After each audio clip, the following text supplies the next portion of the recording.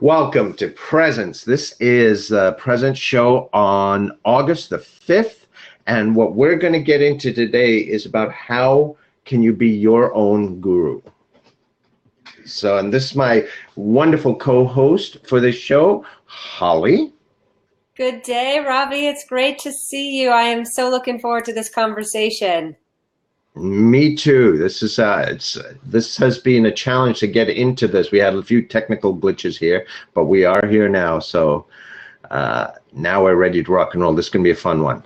But you know, in all things are divine and perfect, Ravi. I think it's actually sort of funny that How to Be Your Own Guru was the show you couldn't get in yesterday when we were doing the demo show. I was struggling to connect to you, and yet I think we would both agree that we were both going into that inner guru when we were trying to solve the problems. To, do we reboot? Do we just launch a new web page? How do we do that? And so, yet again, the show is an opportunity for us to share with our listeners that we live this stuff and we lead this stuff. And while we're here sharing you our experience, we're not your gurus. We want you to become your own inner guru. Yeah, I mean, a lot of people are on this journey of self-awareness, of personal growth, and there's a huge number of teachers that are out there, and I think the key is that there's a lot of great wisdom. The question is it the right thing for you at this time? And that, I think that's where that sort of wisdom comes from inside, and that's sort of what we're going to get into in this show. Well, if you've watched any of the other episodes, you always know me. I'm the one who has to break the question down to the very basic essentials. And we had fun with this. So the show, How to Be a Guru, led me on a journey to say, well, what is a guru? And of course, studying this as much as I have, I just assumed that I knew what a guru was. And what I learned, I'd love to share with you, which is the actual word guru comes from the Hindu and Buddhist traditions. And if you really break it down, it's actually the official name for the first 10 leaders in the Sikh religious tradition. So, always when you're doing your own spiritual practice and you're learning about your spiritual principles in any faith tradition or within your own self, I really encourage you to go back to the essence of these individual words and understand where they're coming from. So what Ravi and I discovered as we looked up this word guru was that, certainly the word guru, as we broaden it a little bit, has come to mean expert, authority, teacher, specialist, a master, generally someone outside of you. And it implies that you have something that needs to be bequeathed upon you from someone else. And I'm the first one to admit I love to go out and work with other spiritual teachers. I had the honor of going to Bali last year, and I met with the spiritual teacher there, who was the man that Elizabeth Gilbert visited when she wrote the book Eat, Pray, Love.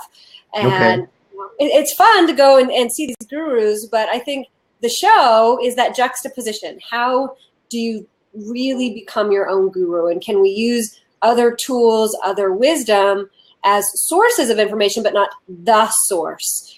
And that's what we want you to do and explore as you take this journey of presence with us. And, when we first started talking about this, what this reminded me of, there's a book that came out years ago called If You Meet the Buddha on the Road, Kill Him. Basically, and it's not talking about being violent, but it's basically that saying that wisdom can really only come from within. It's not someone else is going to impart it to you. And I think there was a more recent video that came to mind for you, right, Holly? I did yesterday, Ravi. I took some time out yesterday, and I did break down and watch that movie. It's out on Netflix right now. How I'm Not Your Guru, and it's the Anthony Robbins story of his program. It's a 6-day program on Date with Destiny, and I would encourage anyone who's looking at developing their spiritual path, or if you've gone to an Anthony Robbins program, to check this movie out. I actually went into it very concerned. I really didn't think I was going to like this movie because, by and large, while I've attended Anthony Robbins programs, his energy is just too big for me, and I didn't altogether understand it. But I mean, the movie actually really explains why he uses some of the what taboo language, the foul language, and how everything about his program, to the music, to the lights, to the staging, is all about being in service to the 2,500 people who come to this event. And my takeaway from the movie again was he's not wanting to be a guru, but he's helping people tap into the guru within them, and that as you step more and more into your own self-knowledge, your own self-awareness, that you have the opportunity to change in an instant and change in a moment. And it's case study after case study of each of the 6 days of how people share their own inner stories and tap into their own inner wisdom and become their own guru, because no matter how many times, no matter how many experts teach from whatever platform they teach from, it really does take us to make the change. Yes. And, you know, I've encountered this in so many different things over the years, not just in personal growth, but in there's communities for doing some of the facilitative work I do and engaging communities and such. And in each of these, there's often someone who is seen, someone who's the initiator, seen as the guru, and everyone looks to them. And quite often they don't want to get up on that pedestal because they're saying, well, you know, you can do it just the same. And yet people seem to want to put someone up on that pedestal. And to me, that implies that you've got a lack, and that's wrong. All of my work, whether it's with corporations or individuals, about what is it that's in you that you already know, or that you've forgotten that you knew. And it can't be something that comes from outside, I don't think. It's really has to come from within to really work. And I think, Holly, you'd mentioned that you had a personal example about that, right? In terms of how it's really got to come from you. Well, I was just thinking about what you said there, Ravi, which is, I was thinking this morning about how did this guru outside of me thing start? And I think it's, at least within, you know, the North American culture, it's, you know, you have, you know, 2 or 3 little years at home being a kid, and then you got to go and you're taught to go to a school, and this guru called an elementary teacher is going to teach you ABC 1, 2, 3, and obviously that continues on, you know, during, you know, elementary, middle school, and high school here in the U.S. So it's a culturation to the guru is outside of you. And that guru goes up on a pedestal. We must do what the teacher says, the way they say it. And your comment there about not putting people on a pedestal is so huge. When I moved from Oregon here to Colorado, within the first 8 weeks that I was here, I had the opportunity to attend my first ever 4-day meditation retreat. And Colorado, the senior minister here is a man named Reverend Dr. Roger Teal. And by life appointment, I got the seat next to him at one of the meals, and I made the very innocent comment to him, "Do you know who you are?" And just, you know, you're like the senior minister of the largest church and the largest Centers for Spiritual Living movement. Like, I'm so honored to sit next to you. And I, you know, did the human gush, gush, gush thing. And I will never forget how he came back to me and said almost word for word what you said there about, you know, please don't put me on a pedestal, that I'm here doing my work just as you are doing your work. And you are a guide for me as I am a guide for you. And we as a society need to continue to look at each other on the same plane. Why do we continuously put others up on a platform or on a pedestal? So I think as you're stepping into being your own guru, it's meeting everybody with your heart center, and looking at everyone as an equal. I often say in my business, God is on both sides of the table, you know, that good is on both sides of the table. The more that we can engage together in this place of everyone is a guru, is a teacher, is an opportunity for love and compassion. And I mean, I can take that also. It's not just in personal growth. I take that in my corporate work, right? I do a lot of strategy development for organizations. What's the shared purpose, and then what's the strategy that enables that? And I've worked in industry long enough and hired enough consultants to know that when you get a consultant to build a strategy, they build these nice 500-page phone books. It just sits on the shelf and gathers dust because there's no buy-in. That's why when I do the work, I don't design a strategy for a company. I don't need to know their business. What I do is I go in with a process. They create it, and in a simple way. Therefore, they own it. Therefore, they make it work. And you know what? I've seen some of the most amazing, thoroughly thought out strategies by the quote unquote experts, the gurus, fall to pieces just because people didn't buy in. And I've seen some of the stupidest strategies you can imagine work because they owned the strategy. They created it. You know, it should not have worked, but they were so passionate about it, they made it work. And if I had to go with left brain and now analysis and structure and proof versus right brain passion, I choose that passion and ownership and that internal being your own guru of creating it in a heartbeat, because that's what makes it time after time after time in my experience. Yeah, the show is live and lead consciously. So we always want to share our examples from, you know, how these spiritual tools, there's no separation between work life and personal life. And another example of this that I've recently experienced, Ravi, is as I step into my own trust, my own intuition. We're going to talk about that more next week. It's also, who do you go ask the question to? And am I asking the questions of myself first and listening for the answers and then stepping out? And for me, that practice is also about being willing to go ask the person who's absolutely opposite of you.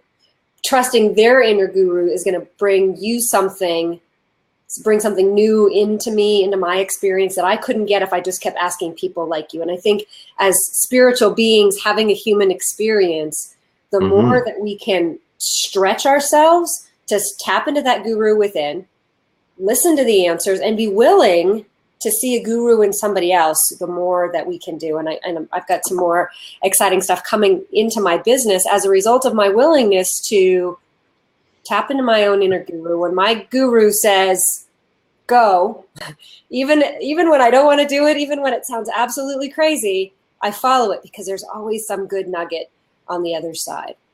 Yeah, and it's just like in last week's show, I think that's part of a risk muscle, right? I'm still a scientist. You keep a track of what happens when you follow that and when you don't, and you build up confidence, right? You shouldn't do it just because you or I say it. It's something that each person has to build at. And the thing is, there's a lot of great wisdom out there, but it's not necessarily the right wisdom for you. Some of it may be contradictory, right? Because I know I've read something and it just hasn't resonated with me. And then I pick up the same book 10 years later and say, oh my God, this guy's brilliant, right? But I'm at a different place. So it's understanding that wisdom inside of what's right for you. And I think that's where we've got to start being a little judicious as well.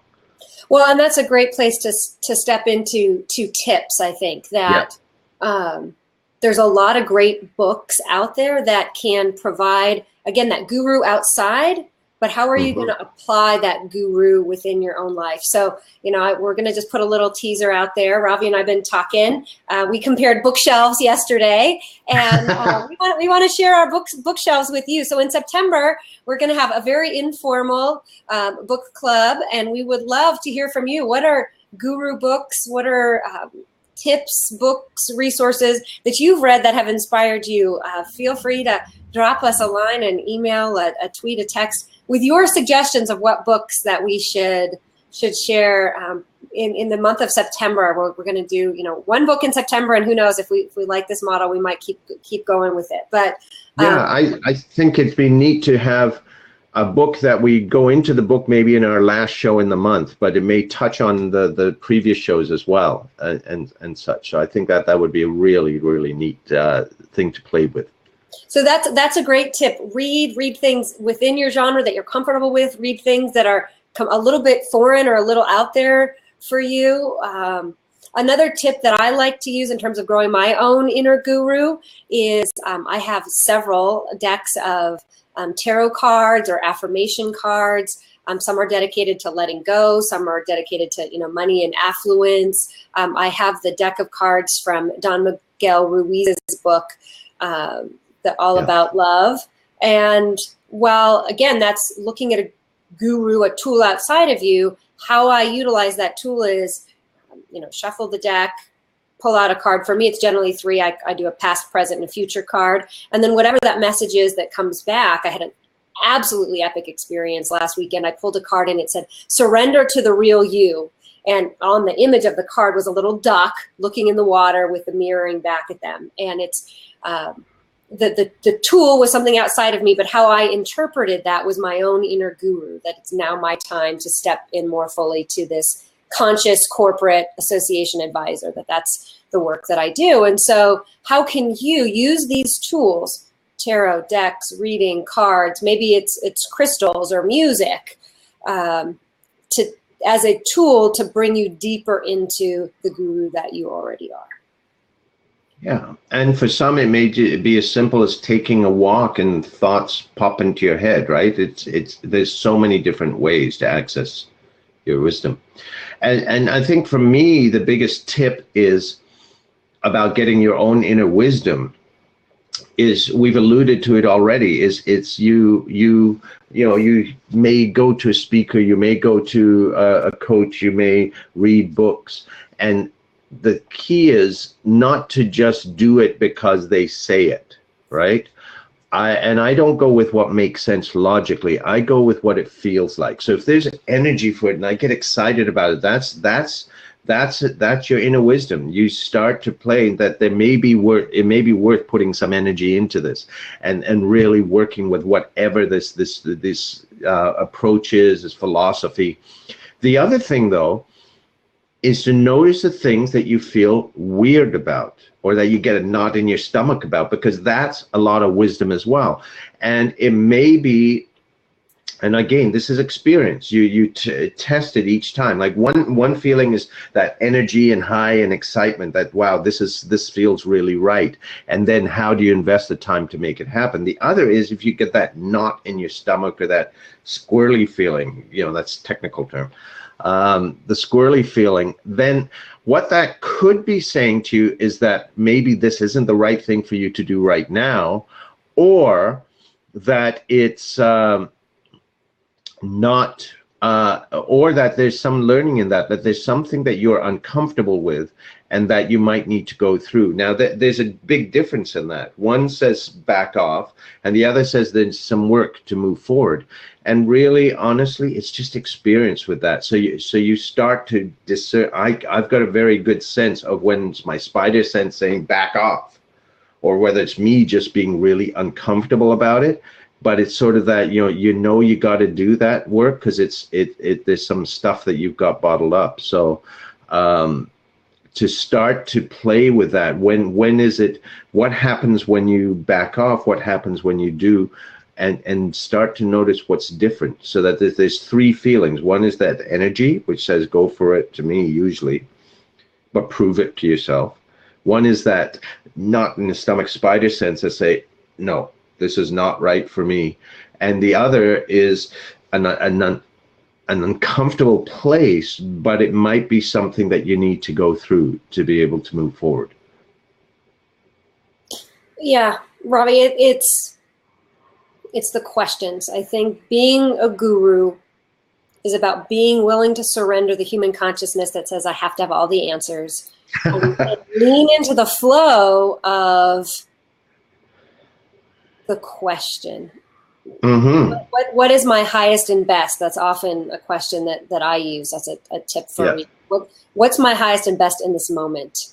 How should I, is this a yes? Is this a no? And sometimes, as you are starting to explore your spiritual path too, sometimes you don't know what questions to ask. So I actually even ask that question. Like, our hearts and our minds are hardwired for questions. Yeah. And the more we're willing to ask, and listen, the more that we tap into that inner guru. And in the movie, the Anthony Robbins movie, you can see some case studies where he's actually captured on video the physical changes within these case studies, because when they're not telling their truth, there's a certain more firm energy, and the second that they release into that question and the real truth, like the whole room brightens up and lightens up.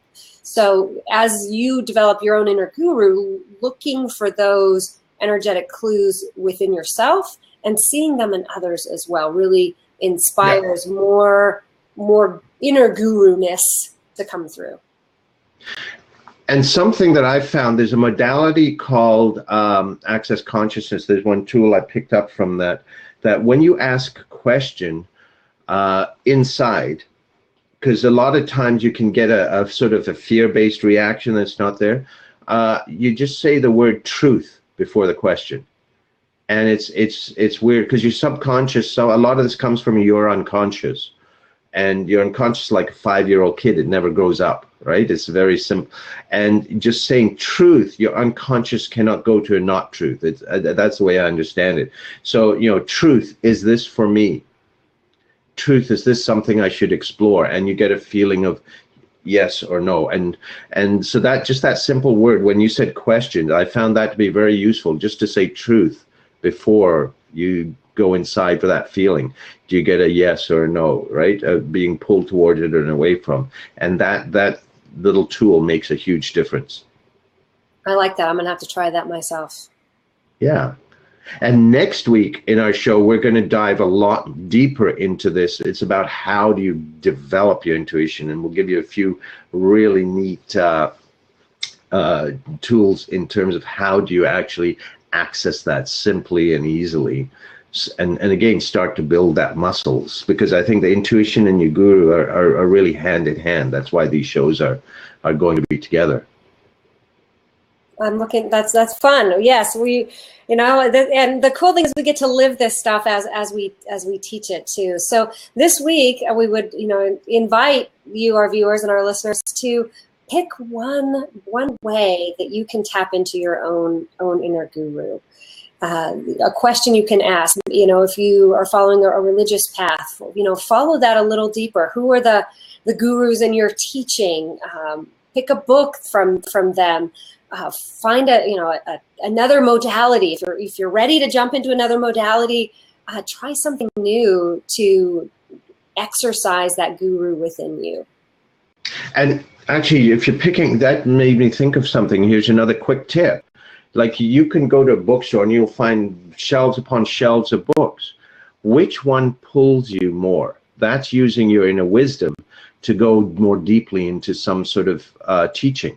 So don't go with what logically makes sense. Which one is the one that you keep picking up? You can't put down, your eye drifts back to. That's the one that's using your own inner guru to say there's learning in that for me.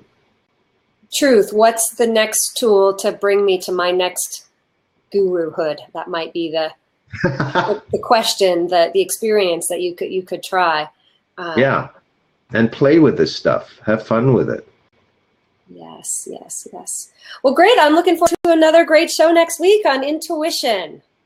Me too. We will see you all next week. And please let us know what you're playing with in terms of accessing your guru. And also, what are things that you've done for next week's show? What are things that you've done that have helped you tune into your intuition? Great. Let's just give them our contact information, Ravi. Holly at hollyduckworth.com. HOLLY at hollyduckworth.com. And how would people get a hold of you, Ravi? Ravi, R-A-V-I, at ravitangri.com. And again, Ravi Tangri and Holly Duckworth were easy to find on Facebook and on Twitter. Today there's loads of ways of getting a hold of us. So thank you, and we will see you all next week. Have an amazing week. Have a great week, Holly. You also.